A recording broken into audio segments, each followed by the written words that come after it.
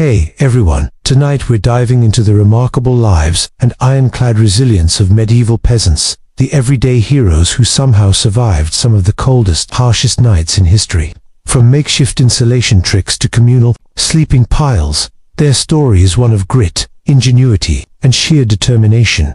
Before we get cozy, take a second to like this video and subscribe, but only if you genuinely enjoy what I do here, and drop a comment to tell me where you're tuning in from and what time it is for you. It's always fascinating to see who's gathering here from around the world.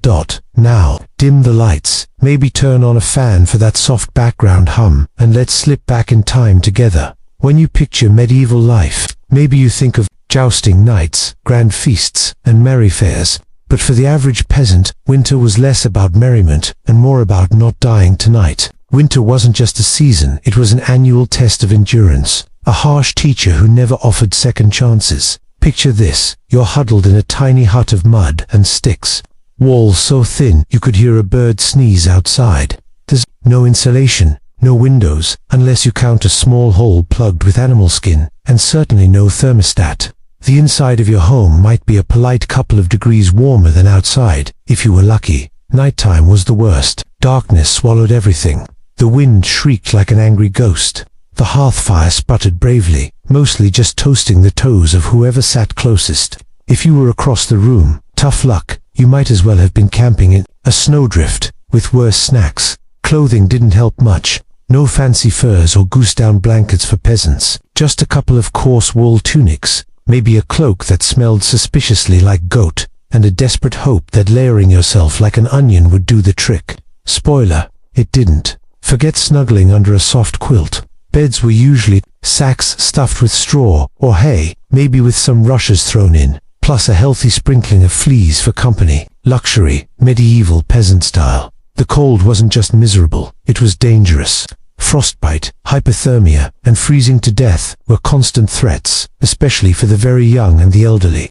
Waking up each morning with all your fingers and toes intact, that was worth celebrating, maybe with a slightly less frozen turnip for breakfast. Surviving a medieval winter wasn't about comfort. It was about piling on every scrap of cloth you owned, cramming your family close together, sometimes even the livestock, and praying you didn't wake up with icicles on your eyebrows. And if you think your apartment's drafty because the window doesn't quite shut, medieval peasants would like a word. Their homes weren't just drafty, they were basically enthusiastic wind tunnels with a roof. Most peasant houses were made with what historians call wattle and daub. Translation, sticks woven together like a big basket, plastered with a cheerful mix of mud, straw, and animal dung. Yes, dung. Not because they were gross. Dung was cheap, sticky, and always on hand, no matter how lovingly smeared on. These walls didn't stand much chance against a real winter storm. The wind found every crack and gap, dancing gleefully through your one-room home and making sure you never got too comfortable. Privacy? Absolutely not. Warmth? Barely. Character building? Definitely. And then there were the roofs. Thatched roofs looked quaint, until months of rain and snow made them sag, leak, or invite the local wildlife. Nothing says pleasant evening like a squirrel dropping into your dinner.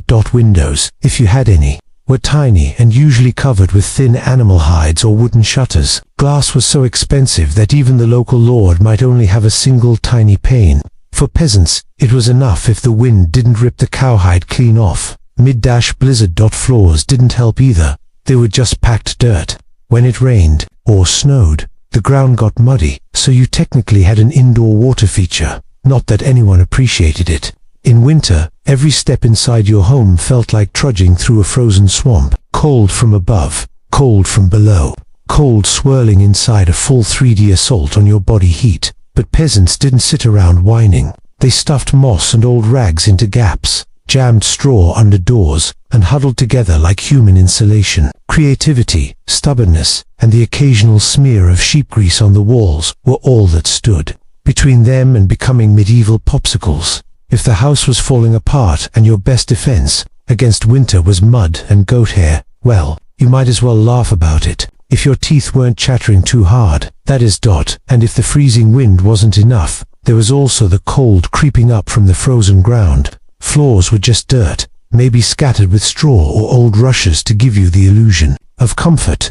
But make no mistake, you were basically one unlucky shuffle away from sleeping directly on frozen earth. If you dropped anything overnight, congratulations, it was now part of the permafrost. Some people layered thick straw mats for insulation if they could scavenge enough without getting caught by an angry neighbor. But straw flattened quickly, turned moldy even faster, and added an extra crunchy soundtrack to your freezing nights. Sometimes people used dried brushes instead, piling fresh ones on top of the old, never bothering to clean it out. Over time, this created a charming ecosystem of decomposing plants, fleas, and other mystery creatures, basically medieval carpet padding. If your carpet was alive, damp, and smelled like a wet dog, beds didn't solve much. A wooden frame stuffed with straw or hay shifted and poked you all night while the cold seeped up from below. Sleep wasn't restful. It was a restless dance to keep your blood moving and your limbs from freezing stiff. In the end, peasants didn't conquer the cold ground, they just learned how to live uncomfortably on top of it. A good night's sleep wasn't about dreams, it was about waking up with all your toes still attached. And if medieval homes had a single hero during winter, it wasn't the walls or roof, it was the hearth. The fire was the only thing standing between a peasant family and certain frostbite. At the heart of nearly every hut was a smoky, stubborn fire pit. No fancy fireplace with a carved stone mantel, no neat chimney sweeping smoke skyward, just a pit, some rocks, and enough smoke to make you wonder if you were slowly turning into a ham. Most homes didn't have chimneys, the smoke just drifted out through a hole in the roof, cracks in the walls, or right into your lungs if it was feeling lazy that night. Terrible for your lifespan, but great for fumigating fleas and other unwelcome guests. Who needs pest control when you're marinating in smoke 24/7? The hearth wasn't just warmth, it was the kitchen, the light source, and sometimes the medieval TV. Families gathered round the fire to cook, gossip, tell stories, or just stare into the flames because, honestly, there wasn't much else to do after dark. Letting the fire go out wasn't just an inconvenience, it could be fatal. Matches didn't exist yet, and relighting a fire in the dead of winter meant striking flint and steel, coaxing a single spark to life with precious kindling, and praying your frozen fingers could keep up. So peasants got smart. They banked the fire, not in a savings account, but by burying the glowing embers under a mound of ash before bed. The ash insulated the coals, keeping them alive just enough for morning. Do it right, and you could poke the ashes, throw on some wood, and you would back in business. Do it wrong, and you woke up to a frozen house and a very grumpy family. Firebanking was an art, passed from parent to child, like a prized family recipe. Everyone had their own secrets, dry ash or damp ash. Pack the embers tight or loose. You could start a medieval argument just by suggesting your neighbor's method was wrong, like medieval barbecue techniques, only with higher stakes. Sometimes, banking wasn't enough. A stray gust of wind might snuff the coals, or a clumsy sheep might stumble into the hearth. Yes, it happened. That's why some families took turns waking up in the night to check the fire. Basically medieval sleepwalking to the thermostat. Keeping that tiny flame alive wasn't about mastering nature.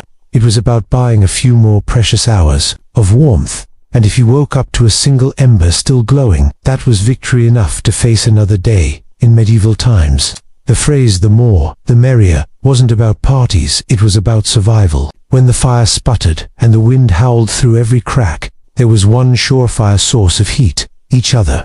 If that meant sleeping cheek to cheek with your entire family, the neighbors, a cow, and maybe a confused chicken, so be it. So be it. Forget about personal space. Privacy wasn't even a concept.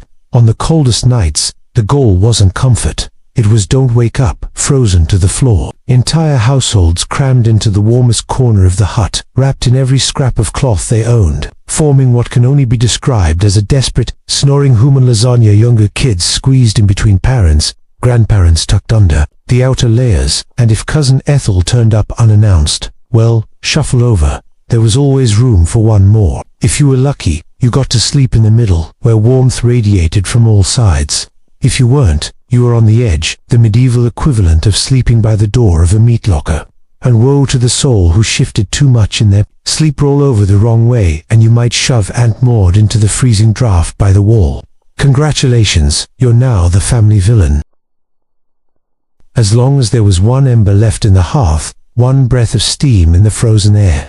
There was a fight worth fighting. When we look back at those mud-caked, frostbitten survivors of endless winters, it's easy to see only the hardship, the cracked hands, the smoke-choked huts, the raw-boned cattle, but beneath all that struggle is something far more powerful, a legacy of raw, relentless ingenuity. They didn't have central heating, fleece jackets, or memory foam mattresses. They didn't even have the luxury of assuming they'd see another thaw. What they did have, and what they left behind, was the blueprint for resilience. Every hay-stuffed mattress, every hand-banked fire, every moss-crumbed wall gap was a testament to human creativity under siege. Faced with odds that would break most of us, they didn't collapse. They adapted. They learned from the land, from each other, and from the bitter lessons etched by each cruel winter. Their communities were built on more than mud and timber. They were built on shared survival. They taught each other how to keep watch for sickness, pool food when larders ran dry, and trust that helping a freezing neighbor today meant someone might help you tomorrow. Their faith, too, was endurance, a stubborn whispered promise that tomorrow might be just a little warmer, a little brighter. They held fast to hope that after 100 dark nights, spring would push through the frost again, and somehow, it did. Because of their sacrifices, because of their unglamorous victories, the world moved forward, bit by bit, ember by ember. They carried humanity through winters their ancestors could barely survive, until warmth and comfort became things we take for granted. Not distant dreams we pray for at midnight. Their blood, sweat, and soot are stitched invisibly into every cozy blanket, every warm house, every winter evening spent sipping tea behind double-glazed windows. So the next time the wind howls outside your insulated walls, spare a thought for the nameless, fearless ones who turned shivering survival into a living legacy, one ember, one shallow breath, one stubborn heartbeat at a time. Anne Boleyn didn't come into the world crowned and robed in velvet. Born around 1501, likely at Blickling Hall or Hever Castle, she was the daughter of Thomas Boleyn, an ambitious diplomat, and Elizabeth Howard, a noblewoman with powerful ties but modest influence. In the grand scheme of Tudor England, Anne's birth barely stirred a ripple. Yet from these humble beginnings, something extraordinary took root, a life that would tilt the course of English history on its axis. From the start, Anne stood out, not for her wealth, but for her mind. She was clever, spirited, and magnetic in a way that defied the modest expectations set for a diplomat's daughter. Seeing her promise, her family sent her abroad to the glittering courts of Europe, where her education truly began. She first served under Margaret of Austria in the sophisticated Netherlands court, an opportunity few English girls could even dream of. There, Anne learned diplomacy, refined manners, and the subtle dance of court intrigue. But it was in France where Anne's sharp brilliance was polished to a dangerous shine. She spent years in the elegant orbit of Queen Claude and Queen Marguerite of Navarre, absorbing the language of influence and charm. While other girls perfected embroidery, Anne mastered conversation, quick wit, and the power of commanding attention, without ever seeming to demand it. By the time she returned to England in the early 1520s, she was rare, a young woman who matched the sophistication of any continental courtier, but carried an English family's fierce ambition in her veins. She wasn't a classic beauty, even her admirers admitted it, but she was striking, dark, clever eyes that sparkled with secrets, a musical voice, and a way of moving that drew people in and made them wonder what she might say next. Anne didn't just enter a room, she changed its gravity. At a time when a woman's fate was usually sealed by birth and marriage, Anne refused to fade quietly into the tapestry. She'd seen the power that charm and intellect could wield abroad, and she intended to use it at home. When Anne returned to the English court, she was like nothing they'd ever seen. A thunderstorm among tame roses, dark hair, bold eyes, sharp words. She didn't just stand out, she sparkled. She began, as expected, as a maid of honor to Queen Catherine of Aragon. But even in the Queen's shadow, Anne's presence was too bright to smother. She danced gracefully, spoke French like a native, and laughed with a self-assurance that made people lean in. Men watched. Women whispered. The court buzzed about the striking Boleyn girl. It didn't take long for her to catch the most dangerous attention of all, the king's. Henry VIII was no stranger to flirtations. His court hummed with whispered promises and discreet trysts. But Anne was different. She didn't swoon at his compliments or melt into his arms like so many others had. She teased him. She challenged him. She refused him, and that made Henry, a king used to instant devotion, fall even harder. Letters flew between them, full of desperate declarations, frustration, longing. Henry offered Anne the role of royal mistress, the most powerful unofficial post at court. Anne said no. She wouldn't be just another conquest, another name lost in the king's bedchamber records. If Henry wanted her, he would have to marry her. It was an audacious gamble that stunned everyone. After all, the king already had a Queen Catherine was beloved, respected, and defended fiercely by her powerful nephew, the Holy Roman Emperor. The church itself would have to be defied to cast her aside. But Anne didn't flinch.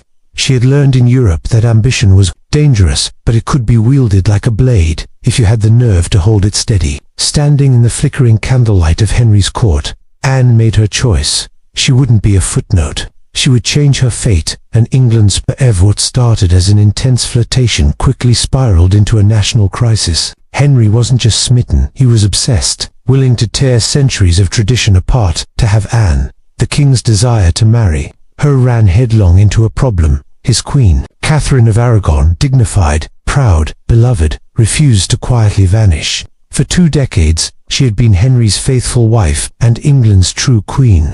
Divorce wasn't just scandalous, it was almost unthinkable. But Henry was determined, and Anne, clever, magnetic, and unyielding, was ready to gamble everything for a crown. Henry VIII convinced himself, and tried desperately to convince everyone else, that his marriage to Catherine of Aragon was cursed. Catherine, after all, had once been married to his older brother, Arthur.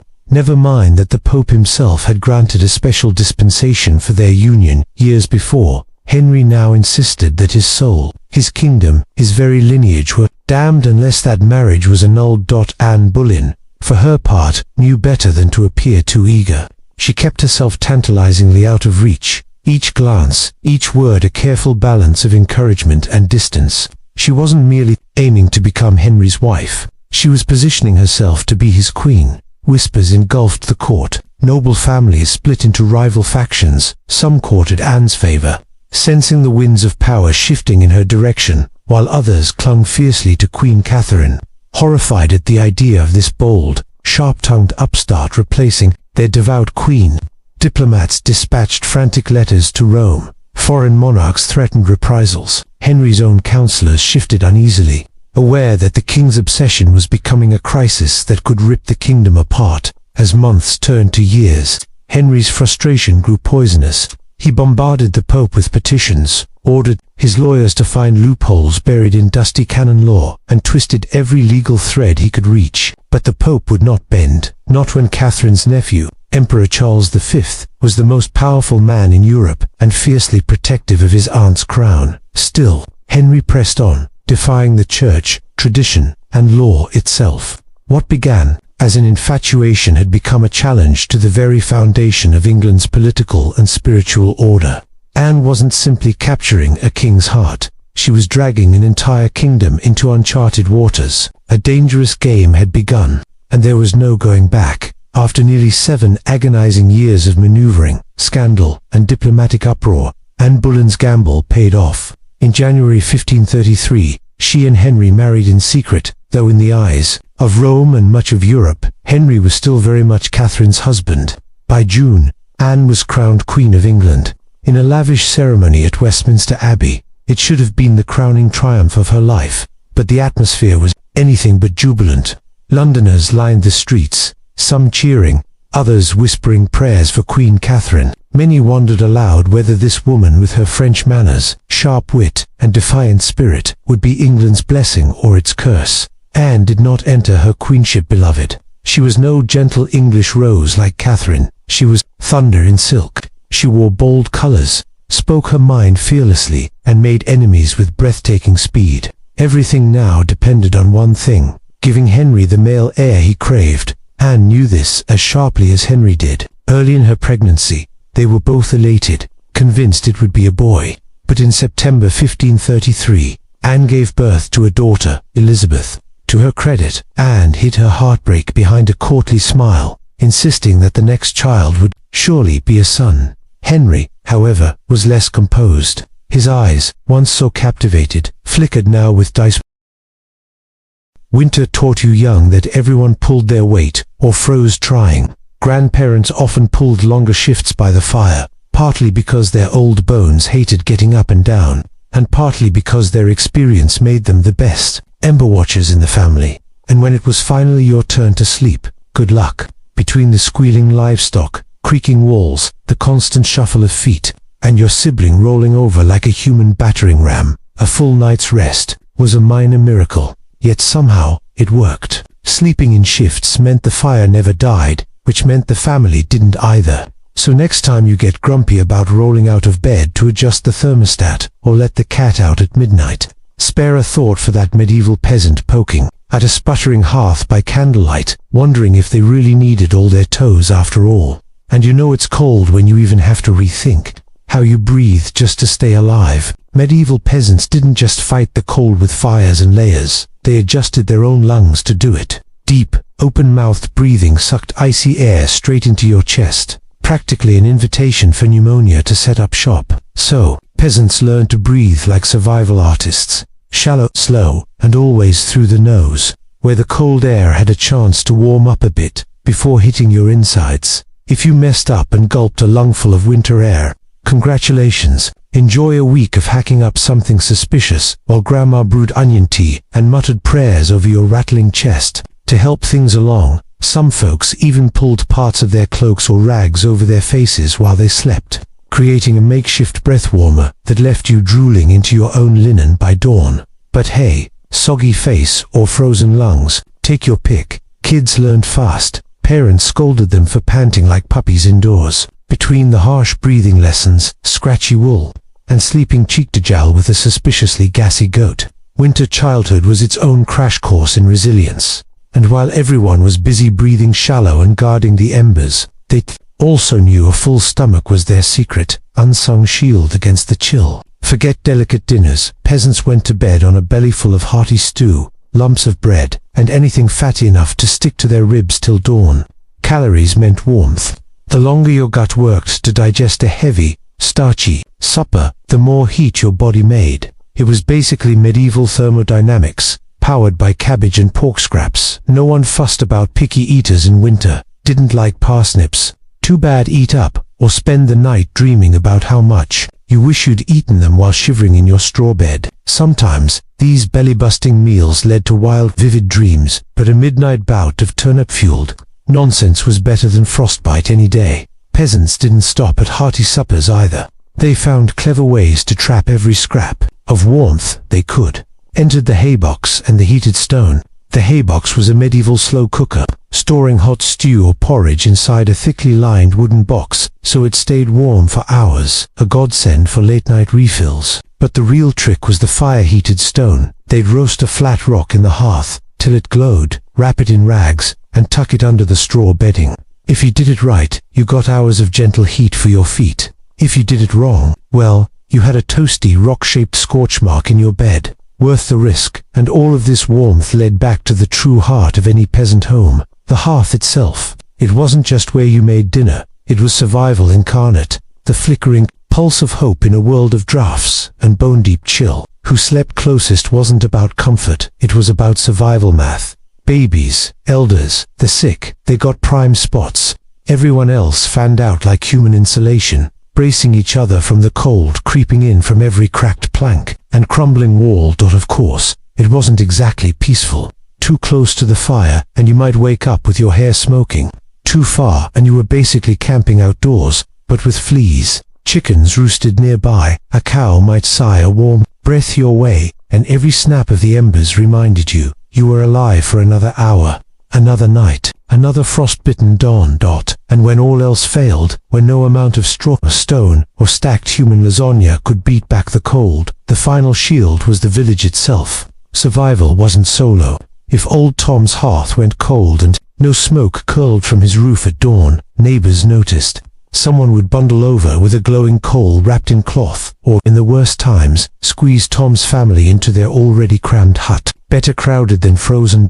During brutal winters, whole villages would pool food and fuel to make it through. Salted pork scraps, stale rye bread, the last few onions, it all got shared when the cold showed its teeth. Because medieval peasants knew one thing for certain: a single hearth might die, but a village standing shoulder to shoulder could hold out, just long enough for spring to break through the snow. So the next time you sigh at your heating bill or fuss about drafty windows, remember them, the mud-daubed, straw-bedded, goat-snuggling heroes who made it through the worst winters in history, one smoky ember, one heavy stew, one shallow breath at a time. It was grim charity. No one had much, but those few shared. Meals could mean the difference between staggering into spring or not making it at all. Even children knew the stakes. They carried firewood, delivered embers wrapped in rags, and ran breathless messages through drifting snow when help was needed. No one was too small, too tired, or too young when winter came knocking. Sure,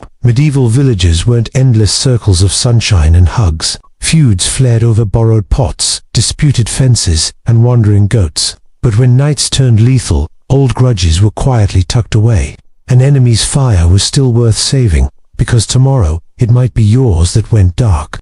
In the icy heart of winter, a village became one big, stubborn family, sometimes dysfunctional, often bickering, but always fiercely determined to drag each other through the storm. One muddy boot, one crackling ember, one frozen smile at a time. Medieval peasants faced the merciless cold. They didn't just stoke the fire or pile on scratchy cloaks. They prayed hard, because when the wind howled like wolves outside walls, barely thicker than paper, you needed every advantage you could get, divine or otherwise. Faith wasn't a quiet Sunday affair. It was stitched into every frozen breath. Families knelt together before crawling under layers of straw and wool, whispering hurried pleas to keep the roof intact, and their toes attached by morning dot. Saints were more than distant icons. They were frontline winter defense. Saint Blaise was called on to ward off throat ailments. A single lungful of icy air could leave you coughing up your soul.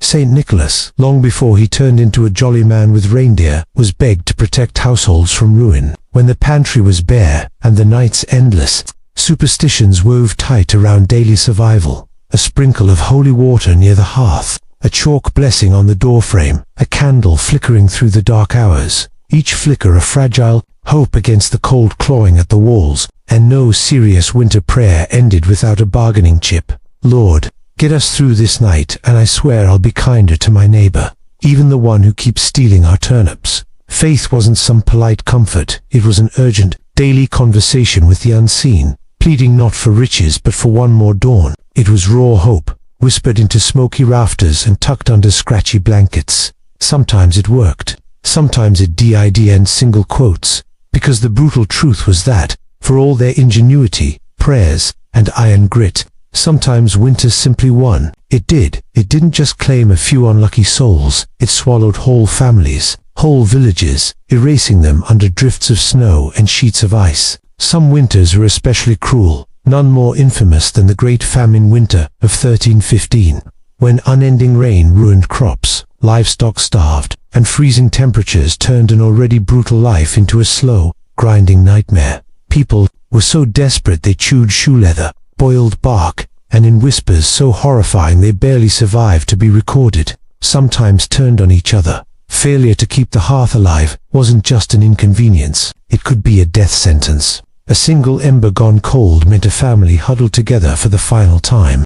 Come spring, neighbors sometimes stumbled on entire households frozen in each other's arms, as if they'd tried to share just a little more warmth, even at the end. Heavy snow or battering ice storms could crush thatched roofs overnight, burying sleeping families where they lay.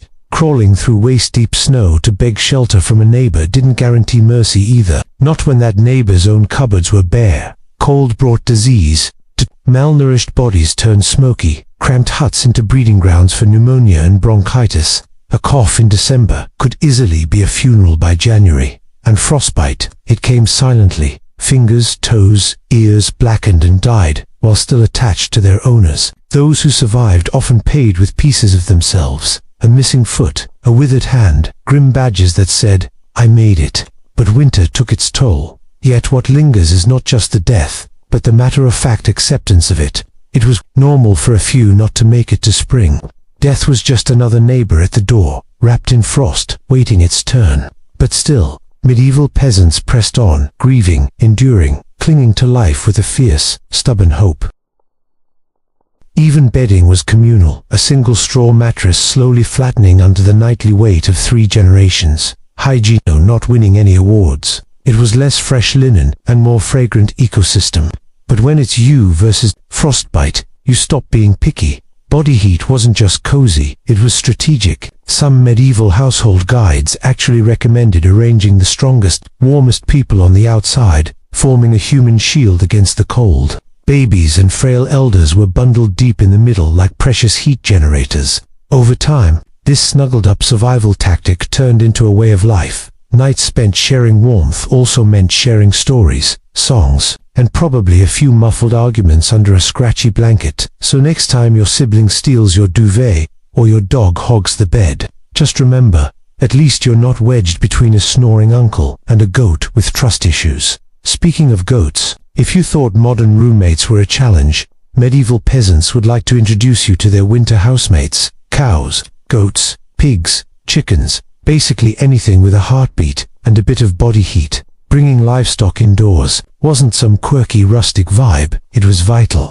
Animals gave off warmth, and in a house that was basically a wind tunnel with a roof, every degree counted. Plus, if your goat was inside with you, it was slightly harder for your neighbor to swipe it. In the dead of night, 2 birds, 1 stinky, stoned at night, the house turned into a living furnace. Chickens roosted in corners, pigs snorted near the hearth, cows settled against the walls, chewing cud like they owned the place. It wasn't glamorous, far from it. If you've ever been stuck in a car with someone who forgot to shower, imagine that, but it's a cow, it's winter, and there's nowhere else to go. By springtime, the smell of a shared winter was legendary. You didn't need scented candles, your nostrils were already on an adventure. But peasants didn't complain much. They knew the simple truth. More animals inside meant fewer frozen toes come morning. Certain animals even had VIP spots. Cows, being the biggest heat sources, got prime floor space. Goats squeezed in close to goats are going to get in whether you like it or not.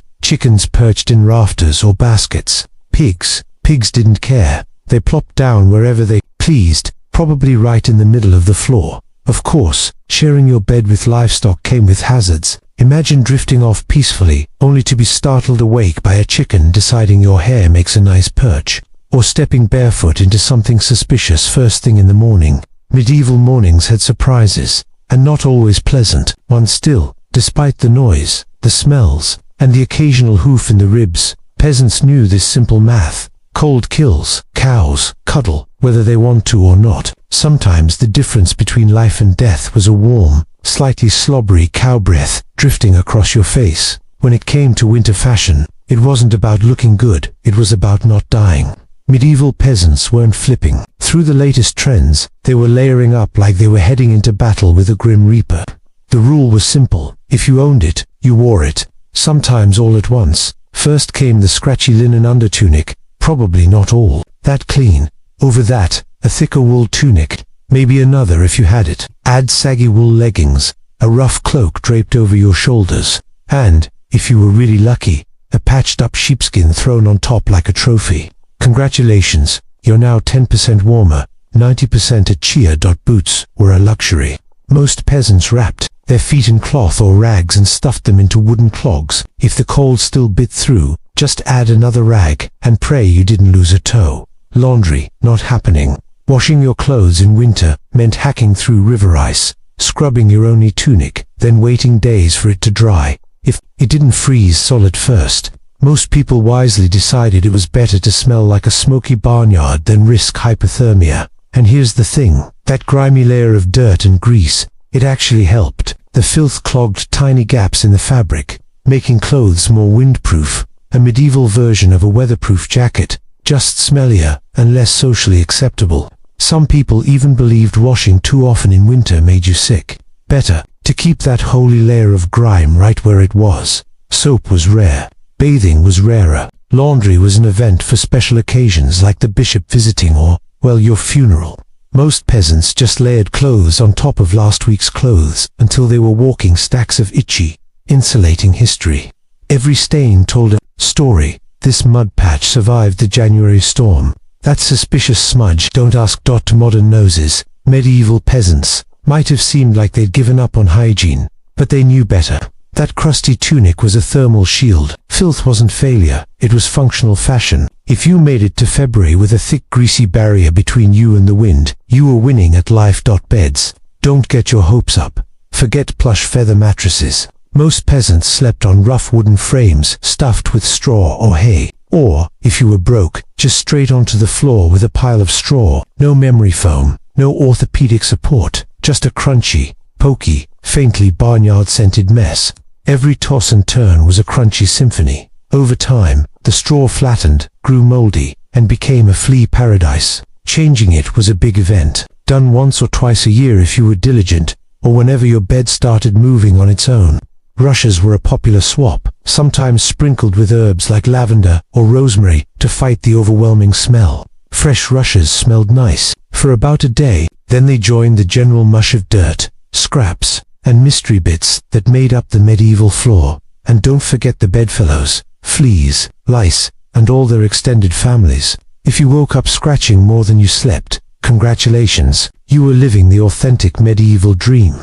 Still, that straw pile was better than sleeping directly on the frozen dirt. It gave a little insulation, and a pile of family on top created warm air pockets. Medieval central heating, if you will. So next time you flop onto your plush mattress and sigh, remember, somewhere in history, a medieval peasant is looking at you through time, grinning with a mouthful of missing teeth, saying, "Must be nice." When you live in a house made of sticks, mud, and optimism, winter breezes aren't just annoying, they're personal attacks. Medieval peasants didn't just battle the cold outside, they waged war on it inside their own homes, too armed, with whatever scraps they could shove in the cracks. And there were plenty of cracks. Walls warped, mud crumbled, thatch sagged. The cold always found a new way in, like a poltergeist with a grudge. Plugging gaps became an art.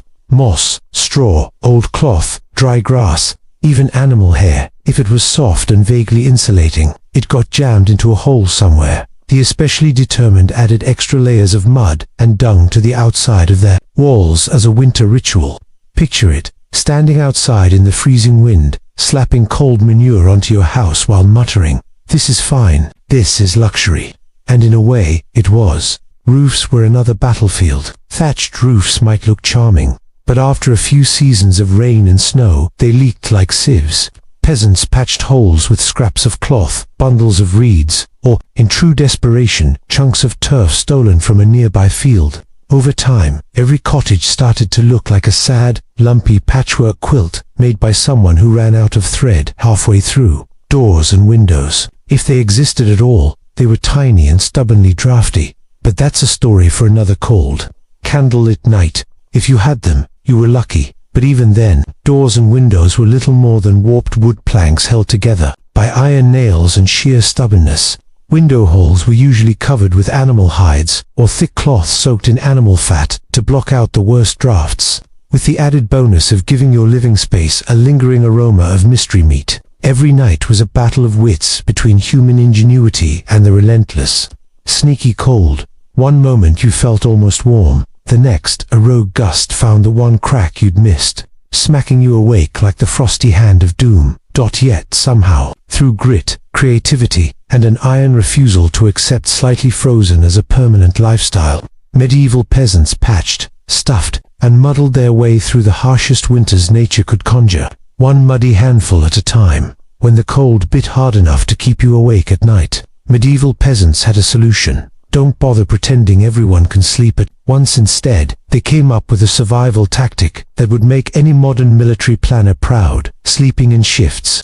This wasn't some well-drilled system with whistles and timetables. It was born of desperation and practicality. Half the household stayed awake, tending the fire, patching drafts, and shooing the livestock back to their corners, while the other half curled up under scratchy blankets and piles of hay, trying to snatch a few precious hours of half-rose sleep. The fire couldn't be left alone. If it died, so did your odds of waking up matches didn't exist, and relighting a cold hearth in the pitch dark with frozen fingers was an ordeal no one wanted to attempt at 3 in the morning. So someone always had ember duty. When your shift ended, you'd get elbowed awake, stumble over to the hearth, poke the embers back to life, and curse under your breath, all while trying not to trip over a pig or wake the baby. Kids old enough to hold a fire poker were pressed into service early. Still, for a time, Anne's star burned brilliantly. She reshaped the court in her image, elevating the Boleyn family to unprecedented heights. She became the first queen in English history to be crowned with the sacred oil, usually reserved for kings. Her influence was vast. Ambassadors sought her favor. Nobles reshuffled alliances to stay close. Henry, driven by his passion for Anne, split England from Rome entirely, proclaiming himself the head of the Church of England. Also, Anne's crown could not be questioned, but even in her triumph, shadows gathered. Anne's greatest promise, a male heir, remained unfulfilled. She suffered multiple pregnancies in quick succession, but each ended in tragedy. Each miscarriage left her physically weakened, emotionally bruised, and more vulnerable to court whispers. Henry, once so enthralled by her fiery spirit, now bristled at her sharp tongue and refusal to bend. And waiting quietly in the background was Jane Seymour, pale, compliant. Everything Anne was not. Where Anne dazzled Henry with challenge and wit, Jane soothed him with demure silence. Henry's restless eye turned her way, just as Anne's power began to wane. Anne, perceptive as ever, saw it happening. She tried to draw Henry back, lavishing him with devotion, promising more sons, begging for patience, but the king, ever fickle, was already imagining life without the woman for whom he'd once defied an empire. Anne's enemies, many of whom had tolerated her only out of necessity, began to circle like wolves. Thomas Cromwell, once her greatest ally in tearing England from Rome, now found her a dangerous obstacle to his own plans. Anne's boldness threatened the political balance he worked so hard to maintain, where she pushed for charity for the poor and limits on greedy nobles. Cromwell sought stability and the king's favor at all costs, so Cromwell made his move. He offered Henry an escape, not through the humiliation of another divorce, but through total disgrace. If Anne could be painted as unfaithful, treasonous, corrupt, then Henry would be freed, his hands clean, his pride intact. The accusations that followed were monstrous adultery, incest, conspiracy against the king himself. Cromwell orchestrated a brutal campaign, confessions wrenched under torture, rumors twisted into damning testimony. Several men, including Anne's own brother George Boleyn, were arrested. The charges made little sense. Dates and details contradicted each other, but in Henry's court, truth bent easily when the king wished it to. Anne, sensing the trap closing around her, fought desperately. She pleaded with Henry to remember the passion they'd shared, the kingdom they'd remade together. But the man who had once shattered an entire church for her now refused to meet her eyes. In May 1536, Anne Boleyn was arrested and taken to the Tower of London, not as a queen but as a prisoner, a pawn in a brutal game she had once mastered. Inside the tower's cold walls, Anne faced her judges, many of whom owed their fortunes to her rise. Now they sat in cold judgment, eager to erase her from history. The charges were read: adultery, incest, high treason. In another age, such accusations would have been unthinkable against a crowned queen. Now they were a grim performance, a veil of legality for an execution long decided. Anne defended herself with the same sharp intelligence that once captivated Europe. She denied every charge with calm precision. She reminded them she had been crowned with sacred oil, chosen by God, anointed Queen of England. She reminded them of her loyalty, her sacrifice, her love for Henry. But her words were wind against a brick wall. The trial was theater, witnesses bribed, evidence fabricated, confessions forced. In the end, the verdict was no surprise. Anne was found guilty. So was her brother. So were the others dragged down with her. The sentence, death, beheading, a mercy compared to the traitor's death of hanging, drawing, and quartering. When the verdict was read, Anne did not break. She stood tall, pale but unbowed, declaring that she was ready to die and praying that God would have mercy on her soul. As the doors of the hall closed behind her, the court exhaled in relief. The storm Anne had been brilliant, dangerous, unforgettable was almost over, but they did not understand. They were not erasing Anne Boleyn, they were immortalizing her. Back in her tower cell, Anne prepared for the end. She spent long hours in prayer on the cold stone floors, hands clasped, voice steady. She confessed to no crimes because she believed she had committed none.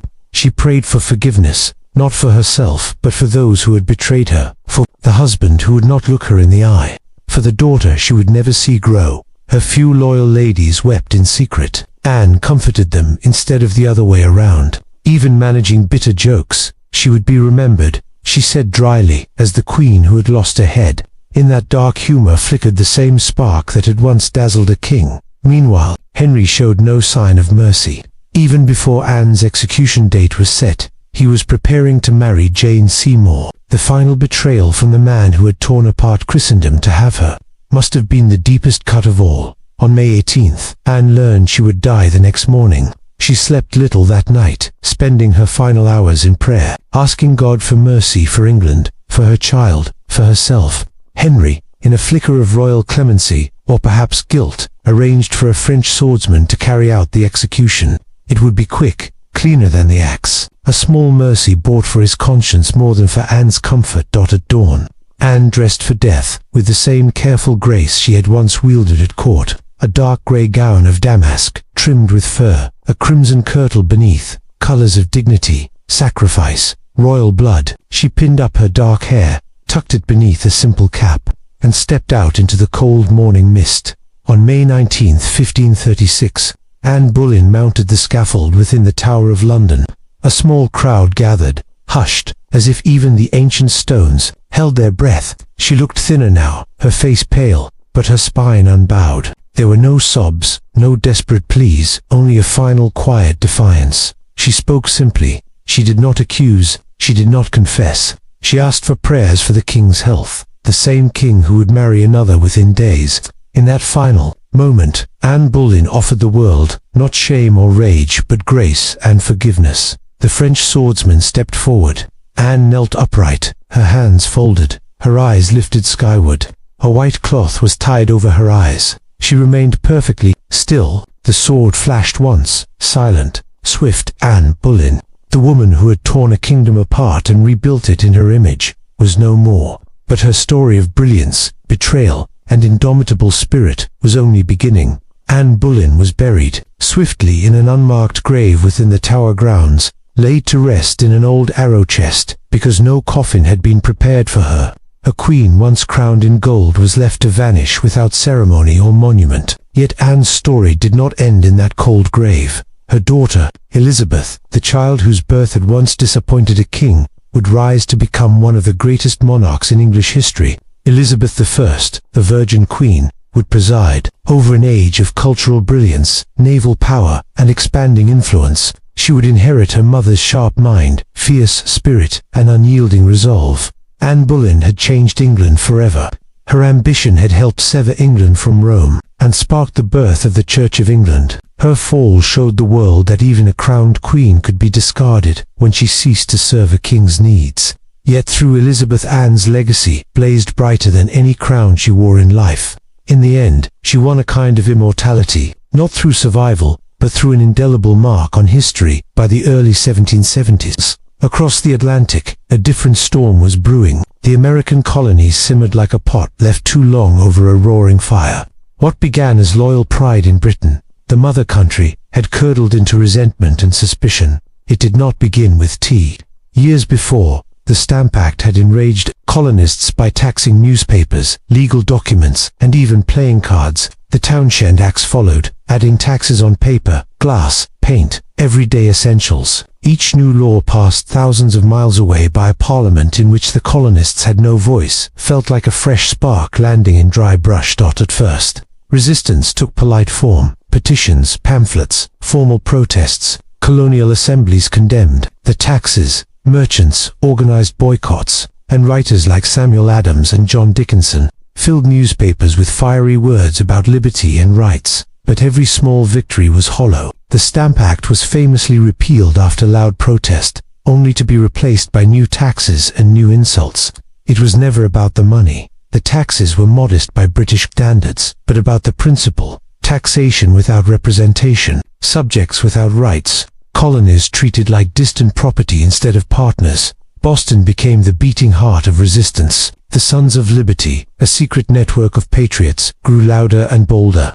Tensions erupted in 1770 when British soldiers fired on unarmed civilians in the Boston Massacre. Blood stained the cobblestones, and trust was gone for good. By 1773, the colonies teetered on the edge. The final spark came not through soldiers or guns, but in crates stacked with tea. Parliament, believing the colonies would accept cheaper tea, passed the Tea Act that year, a law meant to rescue the failing East India Company by allowing it to sell tea directly to the colonies, bypassing colonial merchants. On paper, it was a bargain, cheaper tea for everyone. What could go wrong? Everything. The Tea Act kept the hated tax in place. Accepting the tea, no matter how cheap, meant surrendering the fight against taxation without consent. For many Americans, that was unthinkable. News of the Tea Act spread like wildfire. Merchants saw their trade threatened by the company's monopoly. Patriots raged at the Crown's arrogance. Parliament still believed it could rule the colonies as it pleased. Nowhere was the fury stronger than in Boston, already scarred by the massacre and economic hardship. Refusing the tea became a test of loyalty to the cause of liberty. Public meetings swelled. Newspaper columns burned with defiance. The Sons of Liberty vowed that no East India Company tea would be unloaded, sold, or drunk on American soil. Across the colonies, ships carrying tea were turned away from ports like New York and Charleston. The message was clear: we will not be bought. But Boston's fate twisted differently. 3 ships, the Dartmouth, the Eleanor, and the Beaver, arrived in the harbor and stayed, anchored like ticking bombs. Royal officials demanded the tea be unloaded. The colonists refused. Days passed. The standoff grew taut as a drawn bow. The law demanded that goods be unloaded and taxes paid within 20 days of arrival. If not, customs officials could seize the cargo by force. The Sons of Liberty knew that once the tea came ashore, the principle would be lost forever. This was no longer about tea. It was about whether the colonies would accept being ruled as subjects, or fight for the right to stand as citizens. Governor Thomas Hutchinson refused to back down. He ordered the ships to stay. To yield meant admitting that mobs, not monarchs, ruled Massachusetts. Boston braced for a spark to ignite the storm. On December 16, 1773, that spark came. The morning dawned grey and cold over a city holding its breath. For nearly 3 weeks, the tea ships had sat like spectres in the harbor. Now, the final deadline had arrived. If the tea was not unloaded that day, British law demanded it be seized, and taxes collected by force. Thousands of colonists packed the Old South Meeting House, the largest building in town, some walking for miles through icy countryside. The hall overflowed. Men spilled into the streets, straining to hear the speeches inside. Samuel Adams, the iron voice of rebellion, presided as speaker after speaker denounced the Tea Act and called for action. Outside, the tension was alive. As afternoon fell, riders galloped in with news. The governor remained unmoved. The tea would be seized. The king's law would stand. The meeting roared with anger, but there was no more room for debate. Samuel Adams rose and spoke the words that signaled the end. This meeting can do nothing more to save the country. The message was clear. No more petitions.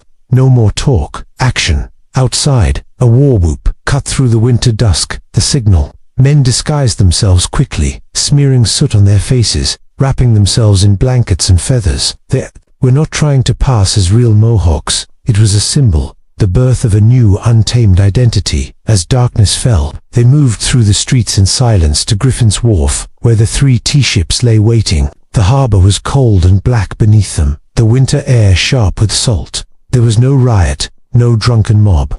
This was a mission carried out with disciplined resolve. They boarded the ships and pushed aside the startled crews. Armed with hatchets and clubs, they smashed open the wooden chests, the scent of fresh tea mingling with the icy wind. Chest after chest, minus 342 in all, was heaved into the dark water, each splash a statement of defiance. On the wharf, spectators watched in stunned silence. British guards nearby did nothing, whether out of confusion, sympathy, or fear of bloodshed, no one could say. Some loyalists later claimed even they understood that something unstoppable had begun. When it was done, the harbor was a giant swirling teapot. The tide carried soaked leaves through the moonlit water, staining it black. Some curious Bostonians scooped handfuls of tea from the harbor, only to be warned off by the Sons of Liberty. No one would profit from this night's work. It was principle, pure and simple. The men vanished into the night, slipping into alleys and back streets, leaving behind no names, no glory, only a clear message. By dawn, Boston smelled of salt and tea. Word spread faster than ink could dry letters. Gossip broadsheets carried the story across the colonies. Among patriots, there was pride, a fierce, rising pride that ordinary men had stood against the greatest empire on earth. Among loyalists, horror, if the king's authority could be defied so completely in Boston. Where would rebellion spark next? Governor Hutchinson fumed in his mansion, furious not only at the loss, but at what it meant. The Tea Party was not a riot, or a drunken brawl, it was calm, deliberate defiance. British officials tallied the loss at over £10,000 a fortune in ruined tea, but the true loss could not be counted in pounds or pence. Something greater had been destroyed that night, the illusion that the colonies could be bent quietly back into line. A line had been crossed, and there was no turning back. The true cost of that night in Boston Harbor was not measured in pounds of ruined tea, but in trust, in loyalty, in the fragile illusion that Britain still ruled her colonies. With their consent, as the crates sank into the cold salt water, something deeper rose to the surface, a shared, undeniable truth. The age of peaceful protest was ending. A reckoning was coming, and Boston was ready. When word of the Boston Tea Party crossed the Atlantic, London's reaction was swift and furious. To British officials, this was no mere act of protest, it was rebellion, an open, mocking challenge to royal authority that could not stand unanswered. King George III, upon hearing the news, was said to have gone cold with anger. Parliament, already exasperated by years of colonial defiance, erupted in outrage. Punishment would be swift and brutal. Boston would pay, and so would anyone tempted to follow her lead. Parliament's answer came in a series of harsh new laws that Americans quickly branded the intolerable acts. The first blow was the Boston Port Act. In one sweeping decree, Britain shut down Boston's busy harbor, the lifeblood of its trade. Until the destroyed tea was paid for and royal order restored, ships could no longer enter or leave. Trade vanished overnight. Goods and supplies dried up. Boston, once bustling with commerce and clamor, fell eerily quiet. But Britain's punishment did not stop there. The Massachusetts Government Act stripped the colony of its right to self-rule, placing its government firmly under the king's hand-picked officials. The Administration of Justice Act allowed royal officers accused of crimes to be tried back in Britain, a clear signal that British authority would stand above colonial law, and to make certain the people understood force was ready.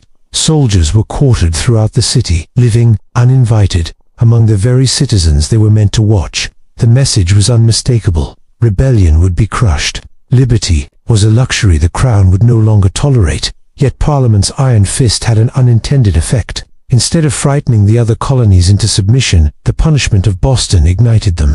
News of the starving city under martial law spread swiftly. Wagon loads of food and supplies rumbled toward Boston from distant towns. Letters of support, pledges of solidarity, and whispered promises of resistance crossed colonial borders. What had begun as a Boston problem was now an American one. In trying to make an example of Boston, Britain had made her a martyr, a rallying cry. The embers of defiance, once scattered, now glowed brighter in every colony.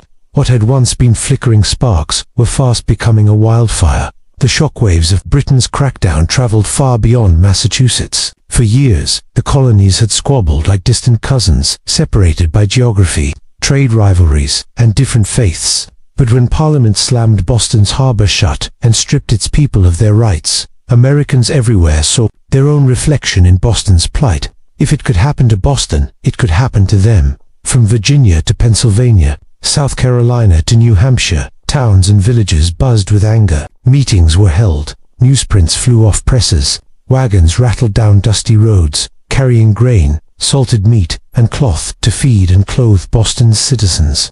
A once local fight was becoming a continental cause. And so, in September 1774, something unprecedented happened.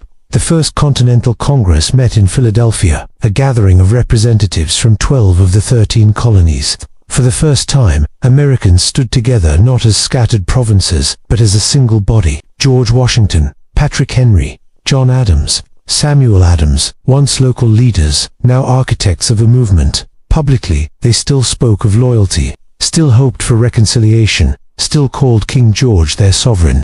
But beneath the formal debates and polite petitions, a new understanding was taking root. The colonies could no longer afford to stand alone. They agreed to boycott British goods. They pledged to defend one another if attacked.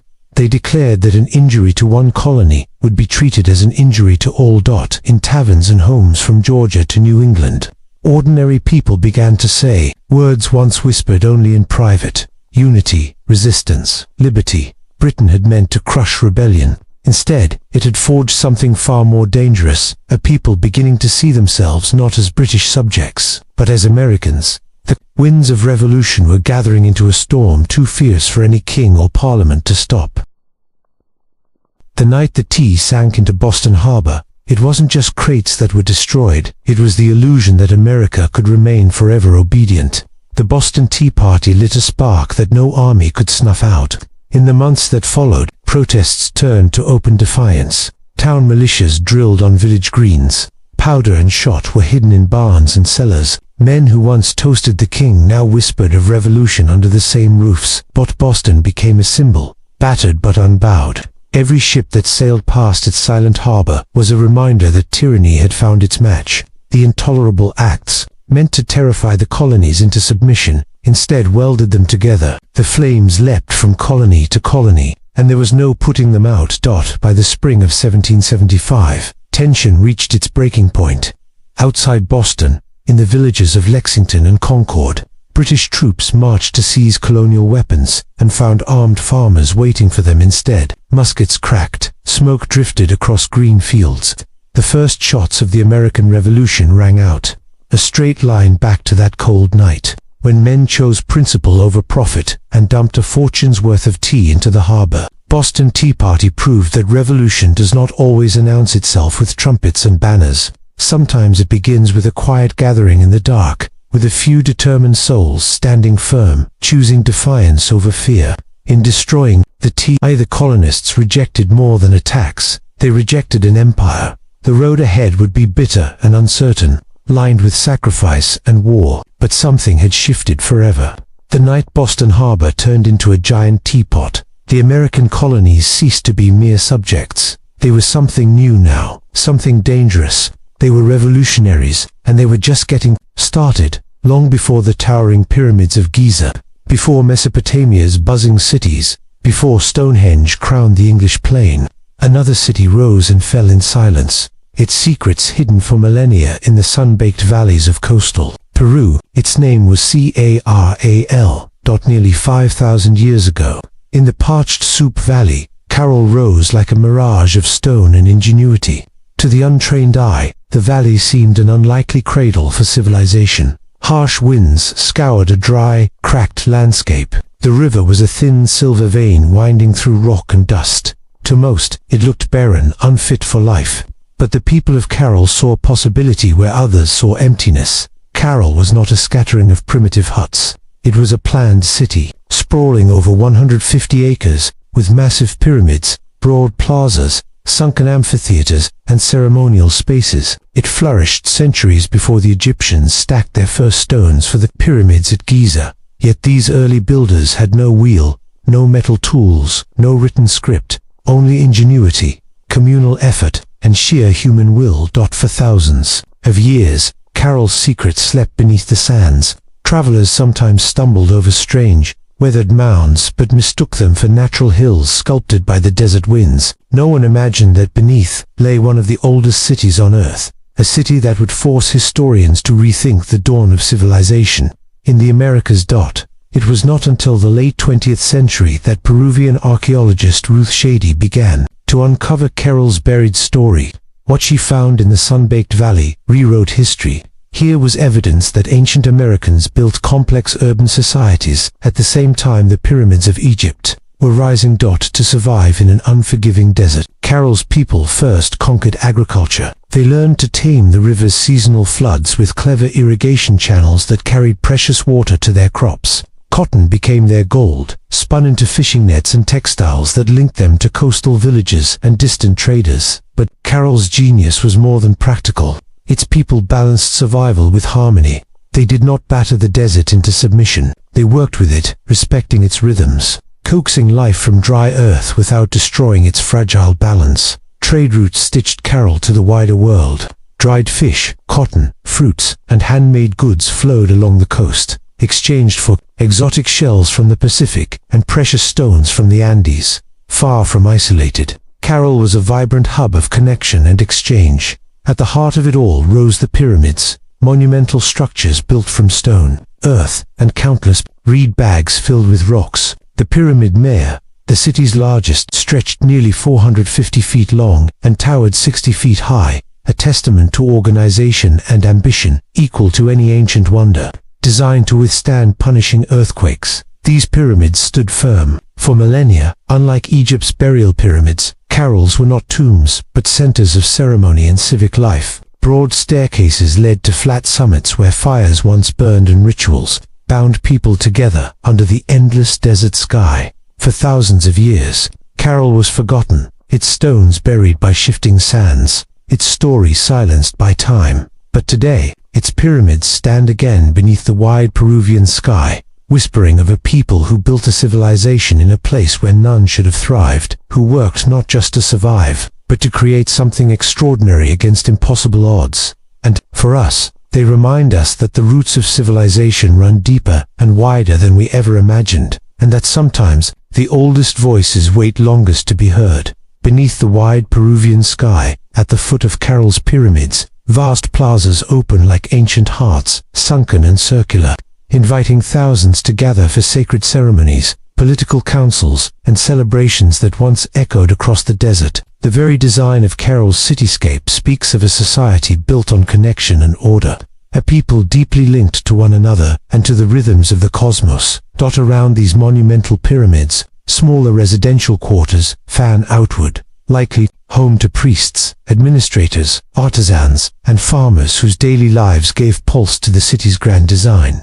The pyramids themselves were not merely architectural feats, but cosmic instruments, aligned with sunrises, solstices, and the endless dance of the stars. For Caral's people, architecture was more than shelter. It was a bridge between the earth and the heavens, a way to inscribe their existence into eternity. Walk among these weathered stones today, and it's almost impossible not to feel tight. They rose without metal tools, without the wheel, without beasts of burden, yet they stand with symmetry, scale, and breathtaking precision. Caral's pyramids were not monuments to vanity or tombs of kings. They were built to connect earth and sky, community and cosmos, the mortal and the infinite. They whisper still across the sands, telling a story that refuses to be forgotten. Among Caral's ruins lies something profoundly rare in ancient history. There are no weapons buried here, no defensive walls to guard against invasion, no mass graves that speak of conquest or civil war. Where so many early kingdoms rose and fell by the blade, Caral thrived through peace. Its people poured their energies not into armies or fortresses, but into architecture, astronomy, music, and communal life. Trade was the lifeblood of this harmony. Along the fertile riverbanks, they grew cotton, spun into fishing nets that fed coastal villages in exchange for dried fish, exotic shells, and tropical fruits from distant lands. This web of exchange stitched far-flung communities together in a peaceful network of mutual benefit. With Caral at its thriving center, religion and ceremony played a vital role in this unity. The city's plazas and sunken amphitheaters were more than empty spaces. They were living stages where music and ritual drew the community together. Archaeologists have uncovered flutes carved from condor and pelican bones, whistles shaped from deer antlers, drums stretched with animal hides, instruments tuned to carry sound across vast plazas under the desert stars. In a world without written language, music was the language of the soul. One can almost hear it, the low pulse of drums at dusk, flutes keening like the desert wind, feet stamping in rhythmic unison. Fires flickered atop pyramid platforms, while priests, robed in woven garments, chanted to the gods of the river, the earth, and the stars. Caral was more than stone. It was a symphony of humanity woven into ritual and sound. Unlike many ancient cultures, Caral's spiritual life bears no sign of violent sacrifice or bloodthirsty gods of war. Its murals are not splashed with scenes of conquest, but resonate with the idea of harmony and reverence. Ritual life likely marked the turning of seasons, the cycles of planting and harvest, the passage of the sun and stars, a spiritual calendar etched into architecture and amplified by music. Caral was not just spiritual, It was ingeniously practical. This desert land should have been inhospitable, yet the people of Carroll turned it into a flourishing oasis. Without metal tools or the wheel, they built massive pyramids of stone and earth. Workers carried heavy loads in woven reed bags, layer upon careful layer, creating structures resilient enough to survive 5 millennia of wind, rain, and earthquakes. They were master builders and engineers, intuitively understanding the shifting moods of the earth beneath them. In a region prone to violent quakes, they devised flexible foundations, layered fills, and rounded corners to absorb seismic shocks. Wisdom born not from textbooks, but from patient observation of nature's patterns. Water, too, was life. With carefully crafted canals and channels, they tamed the river's seasonal floods, guiding water to their fields so that crops could flourish even in drought. Every drop counted, no resource was wasted. Even the city's layout reveals their genius. Major structures aligned with key celestial points, serving as tools for tracking the sun and stars. The grand sunken plazas weren't just gathering places, they were observatories and theaters in one, focusing sound and sight for communal ceremonies. Residential quarters, administrative hubs, and ceremonial centers all fit together in a plan that balanced daily life with the sacred. Carroll stones endure because they were built not for a moment, but for generations. Modern engineers still marvel at the city's resilience, a testament that greatness does not come only from advanced technology, but from understanding and respecting the forces of nature. And then, just as quietly as it rose, Carroll faded. There was no great fire, no army to tear down its walls, no mass graves to mark its fall. Instead, families drifted away, perhaps driven by droughts that turned the life-giving river into a trickle, or by shifting trade routes that starved the city's commerce. Some scholars imagine that changing climates, new centers of trade, or simple societal fatigue brought this peaceful civilization to an end. Whatever the cause, the desert reclaimed its stones grain by grain, until the city that once hummed with music and ceremony lay silent, buried beneath windswept dunes. For nearly 4,000 years, Carroll slept beneath the sands. Travelers passed strange rounded mounds and thought them mere hills. Only in the 1990s did Peruvian archaeologist Ruth Shady and her team peel back the centuries. What they uncovered astonished the world. Staircases and plazas, pyramids older than Giza, musical instruments, fishing nets, woven textiles, and offerings to the gods, proof that the Americas had given rise to complex urban life far earlier than anyone had believed. Carroll shattered the notion that civilization had only one cradle. It proved that the human spirit, our longing to build, to connect, to celebrate, had sparked independently in many corners of the world. It showed that peace could be as powerful as conquest, that music and ritual could bind a society as surely as armies ever could. Today, Carroll is a UNESCO World Heritage Site, a fragile link between the ancient past and our present. Its stones whisper a message we still need to hear, that greatness is not measured by the weapons we wield, but by how we come together to dream and build. Walk among Carroll's ruins today, and you may hear it, the thrum of ancient drums carried on the wind, the soft echoes of flutes beneath the desert stars, the footsteps of children racing through plazas. Long silent air stories remain etched in stone and sand, reminders that even when civilizations fall, their spirit can endure, waiting patiently for us to listen, to remember, and to dream again.